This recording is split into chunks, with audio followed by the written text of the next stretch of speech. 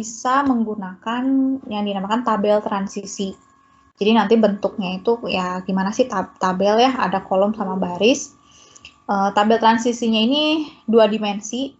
Jadi kan kalau 1 dimensi itu biasanya kita lihat ada headernya tuh cuman headernya tuh cuma di kolom doang kan.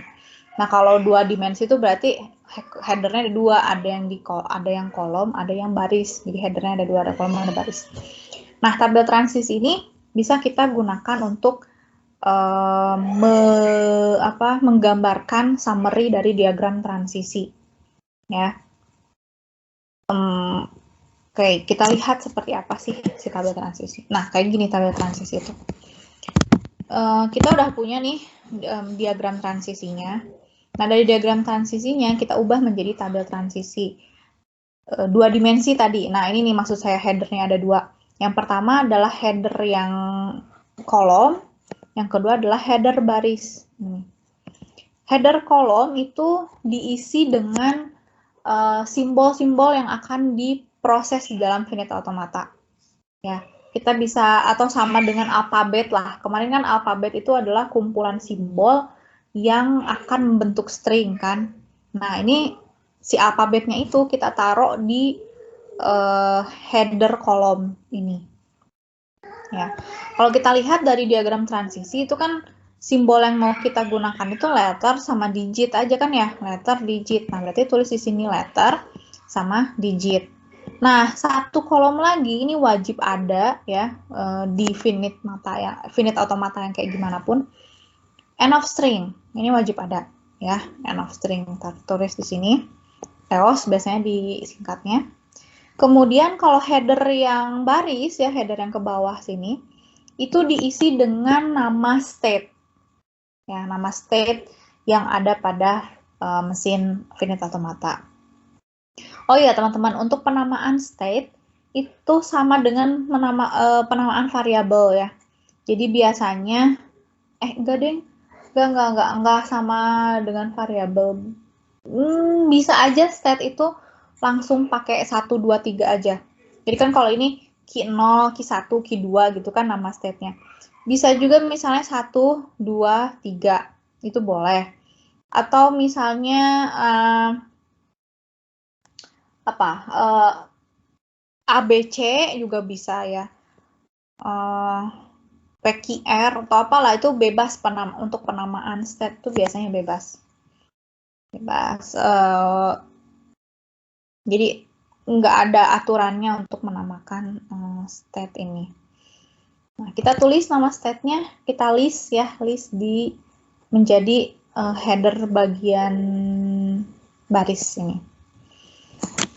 Oke, nah di dalam tabelnya tuh ini isinya apa? Ini isinya adalah state juga isinya.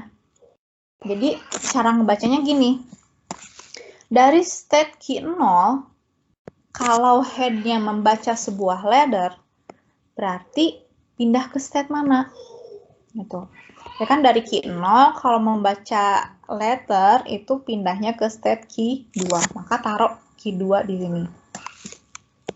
Kita simpan key 2 di sini.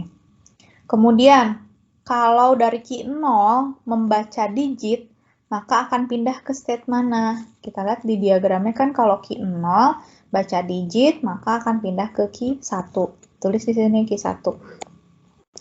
Terus kalau misalnya posisi kita di key 0, ya ternyata sudah end of string, atau artinya udah selesai berhenti di situ, gitu ya, berhenti di key 0, maka yang terjadi adalah error.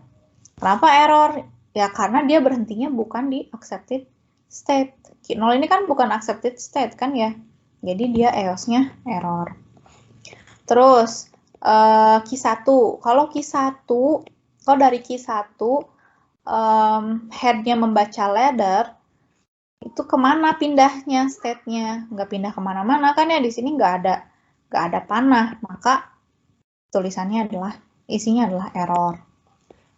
Dari key 1 baca digit juga error, nggak ada panah kemana-mana ini, error. Terus kalau berakhir di key 1, ya berarti dia akan error juga, ya, karena bukan accepted state. Nah, terus Q2, kalau kalau dari Q2 terus head-nya ngebaca letter, maka kita akan pindah ke Q2 lagi. Dari Q2 baca digit akan pindah ke Q2 lagi. Terus kalau misalnya berakhir di Q2, maka di sini akan accept. Ya. Jadi EOS ini dia akan tulisannya akan accept kalau kalau si state-nya ini adalah accepted state. Itu pasti EOS-nya jadi accept. Okay. Nah, label transisi. Ada yang mau tanya?